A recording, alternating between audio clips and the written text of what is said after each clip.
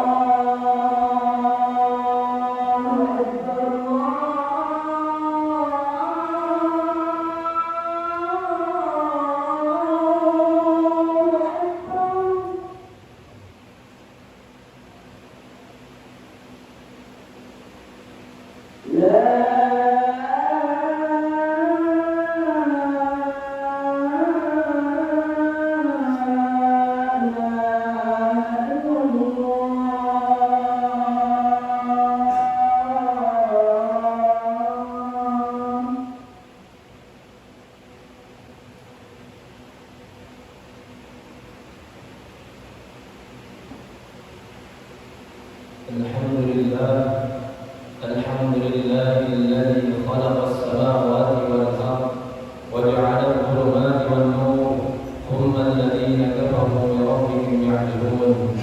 أشهد أن لا إله إلا الله وحده لا شريك له وأشهد أن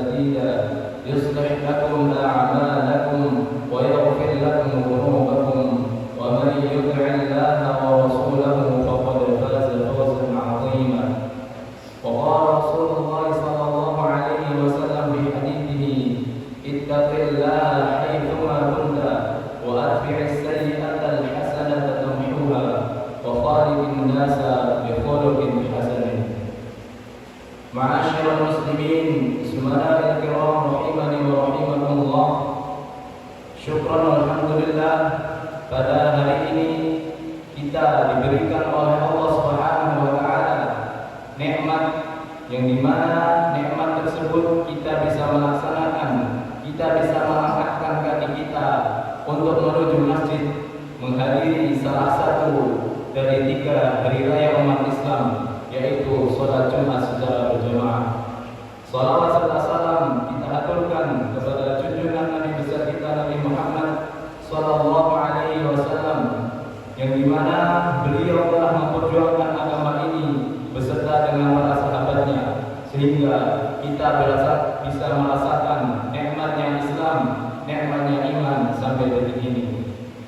Ma'asyiral muslimin, zumala'il kiram rahimani wa rahimakumullah. Dalam kitab Sahih Bukhari diriwayatkan dari sahabat Abdullah bin Abbas radhiyallahu anhu, Rasulullah sallallahu alaihi wasallam telah bersabda, "Ni'matani maqbulun fihima katsirun minan nas, as-sihhatu wal faragh." 2 nikmat yang dimana manusia itu terlalaikan oleh 2 nikmat tersebut. 2 nikmat tersebut adalah nikmat as-sihat, yaitu nikmat sehat, wal faragh, dan nikmat kesempatan.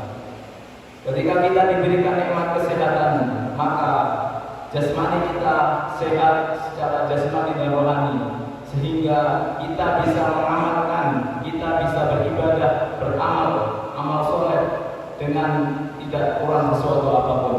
Kemudian nikmat yang kedua adalah nikmat sempat, di mana kita di pondok ini diberikan kesempatan oleh Allah Subhanahu wa taala untuk bisa menuntut ilmu, untuk bisa dekat dengan ilmu, untuk bisa berinteraksi lebih dengan Al-Quran, lebih dekat dengan Quran, bisa membaca Quran berlama-lama dengan Al-Quran, dan juga menghafalnya, mentadaburinya, serta mengamalkannya. Namun dari 2 nikmat ini, apakah kita sudah mensyukurinya? Terutama nikmat sempat yang diberikan kepada kita berupa kita diberikan waktu yang lebih untuk bisa dekat dengan ilmu, untuk bisa dekat dengan Al-Quran. Jika kita melihat nikmat sempat ini ketika kita sudah hidup di luar sana, di luar lingkungan pondok, maka banyak orang yang sebenarnya ingin menyempatkan waktu untuk bisa lebih dekat dengan Al-Quran, untuk bisa menghafal Al-Quran, untuk lebih lama berinteraksi dengan Al-Quran. Apakah kita sudah mensyukurinya? Padahal Allah telah memberikan nikmat kesempatan ini kepada kita, sehingga dengan kita lebih banyak berinteraksi dengan Al-Quran, lebih banyak membaca, lebih bisa berlama-lama untuk menghafal dan mengajarkannya, serta mentadaburinya dan mengamalkannya. Ketika itu sudah bisa kita lakukan, maka kita akan mendapatkan derajat yang tinggi di sisi Allah Subhanahu wa taala. Sebagaimana dalam hadis disebutkan, "Inna lillahi ahdina minan nas." Sesungguhnya bagi Allah itu memiliki keluarga dari manusia. Kemudian para sahabat bertanya, "Qalu ya Rasulullah, man hum?" Kemudian para sahabat bertanya, "Ya Rasulullah, siapakah mereka? Siapakah orang-orang yang dijadikan keluarga, yang dijadikan ahlinya Allah?" Kemudian Rasulullah menjawab, "Qala hum ahlul Qur'an, hum ahlullah, ahlul Qur'an wa khasatuh." Mereka adalah keluarga Allah, ahlul Qur'an beserta dengan kekhususannya. Ma'asyiral muslimin rahimani wa rahimakumullah. Kemudian timbul pertanyaan, siapakah yang dimaksud dengan ahlul Quran?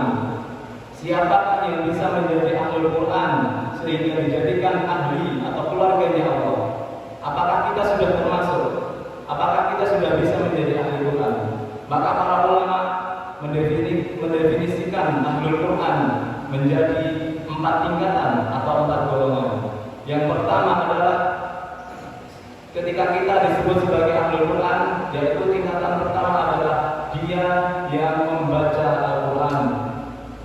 Di sini membaca hanya sekedar membaca saja, sekedar membaca lafaznya saja tanpa menghafal ataupun mentadaburinya.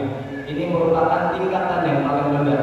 Akan tetapi tingkatan dalam membaca ini sudah mendapatkan kedudukan yang lumayan tinggi di sisi Allah, dengan diberikannya kemuliaan ataupun pahala dari setiap huruf yang kita ucapkan dari lisan kita.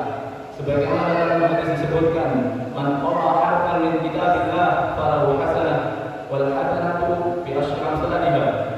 La aqulu alif lam mim harfun walakin alifun harfun wa lamun harfun wa mimun harfun.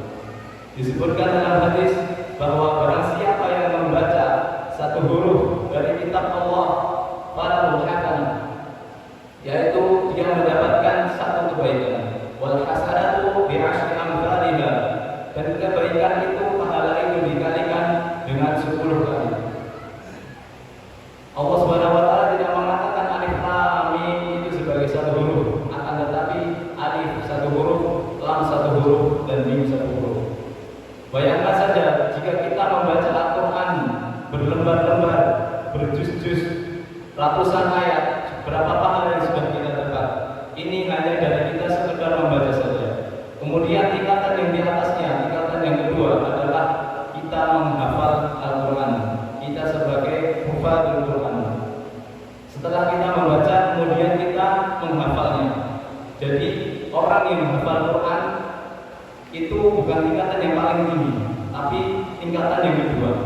Dalam tanda kutip, dia hanya hafal lafadznya saja, tapi belum paham maknanya, belum mentadaburi isinya, belum paham tafsirnya.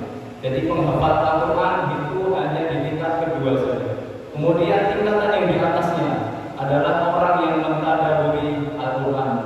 Jadi setelah kita membaca, kemudian menghafal, usahakan kita mengupgrade diri dengan membaca artinya, mentadaburi isinya, mentadaburi tafsirnya, sehingga kita bisa mempelajari atau mengambil pelajaran, mengambil hikmah dari apa yang kita hafal, dari ayat-ayat Quran yang telah kita baca, telah kita hafal setiap harinya. Kemudian tingkatan yang tertinggi adalah orang yang sudah bisa mengamalkan apa yang dia baca, apa yang dia hafal, apa yang dia tadaburi dari Al-Quran. Sehingga orang yang sudah bisa istiqomah mengamalkan dari isi-isi Al-Quran adalah merupakan tingkat tertinggi dari Ahlul Quran wa khassatuh. Semoga dengan sedikit pemaparan ini bisa menjadikan motivasi diri kita yang mungkin baru sekedar tahap membaca saja ataupun sekedar menghafal saja, bisa mengupgrade dirinya ke tingkatan yang lebih tinggi, bisa mentadaburi isi-isi Al-Quran, dan juga bisa mengamalkannya dalam kehidupan sehari-hari. Aku qouli hadza astaghfirullah wa lakum fastaghfiruhu innahu huwal ghafurur rahim.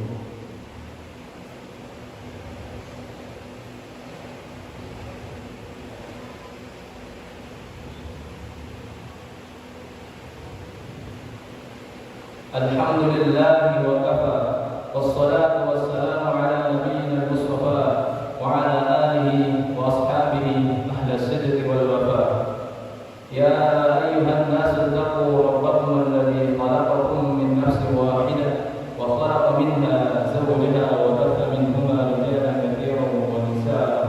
Wattaqullaha alladhi tasaaluna bihi wal arham, innallaha kana 'alaykum raqiba. إن الله وملائكته يصلون على النبي يا أيها الذين آمنوا صلوا عليه وسلموا تسليما.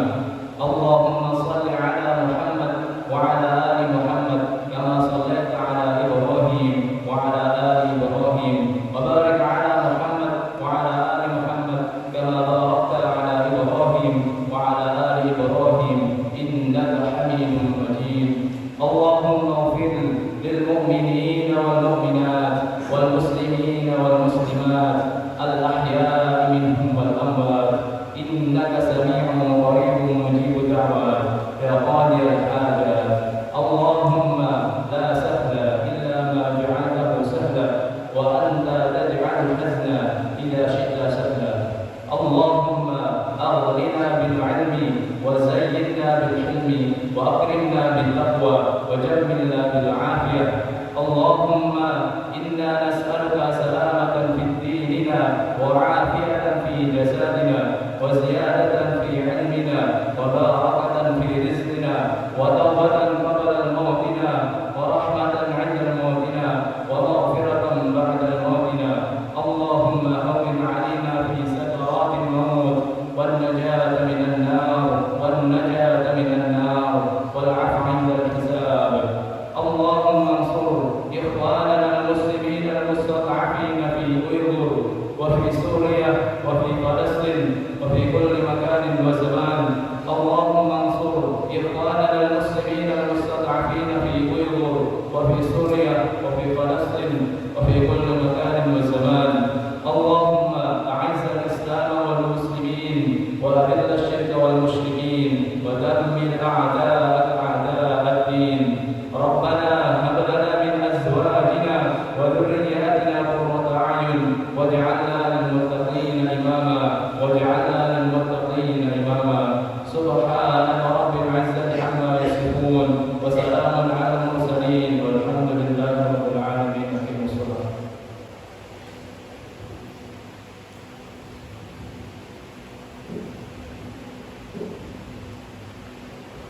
الله أكبر الله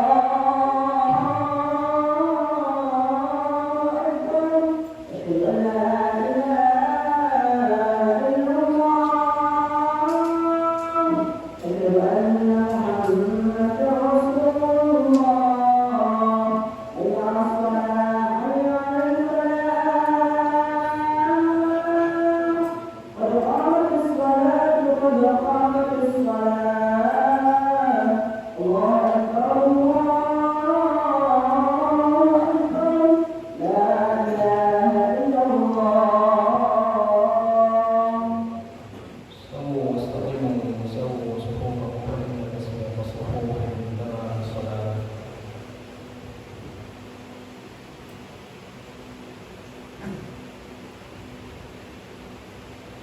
الله أكبر.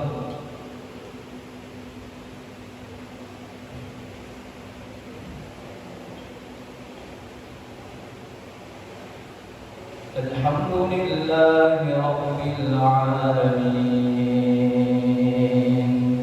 الرحمن الرحيم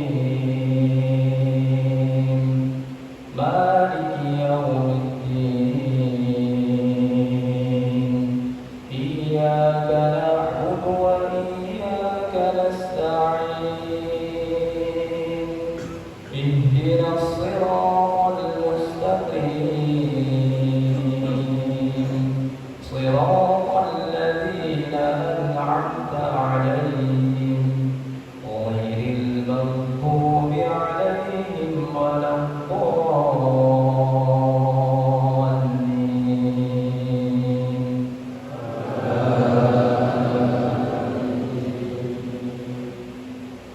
إن الذين آمنوا وعملوا الصالحات كانت لهم جنات الفردوس نزلا خالدين فيها لا يبغون عنها حولا. قل لو كان البحر مدادا لكلمات ربي لنفد البحر قبل أن تنفد كلمات ربي ولو جئنا بمثله مددا. قل إنما أنا بشر مثلكم يوحى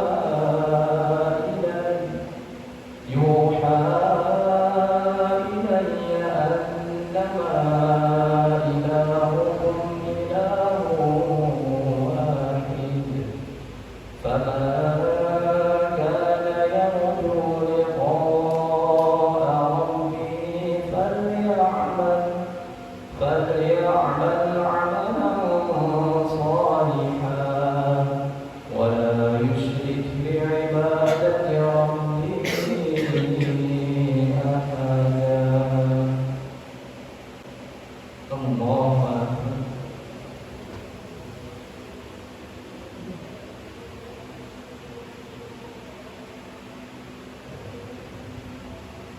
سمع الله لمن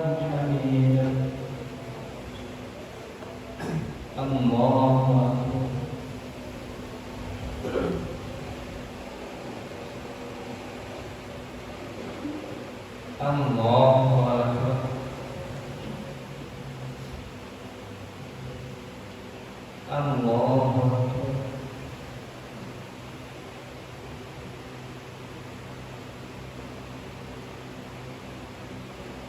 Allahu Akbar. Alhamdulillahi Rabbil Alamin, Ar-Rahmanir Rahim, Maliki Yawmiddin, Iyyaka na'budu wa iyyaka nasta'in, Ihdinas siratal mustaqim, Siratal ladzina an'amta 'alaihim, ghairil maghdubi 'alaihim waladdallin.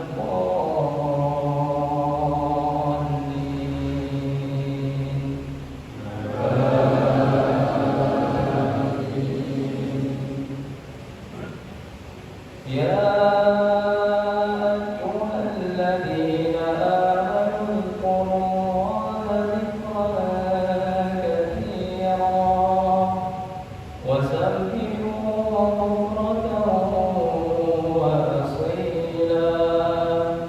Huwallazi yusalli 'alaikum wa malaikatuhu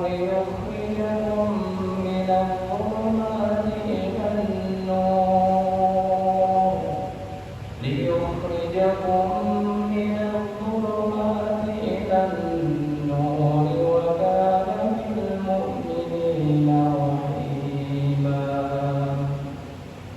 Allahu Akbar. Assalamualaikum warahmatullahi wabarakatuh. Assalamualaikum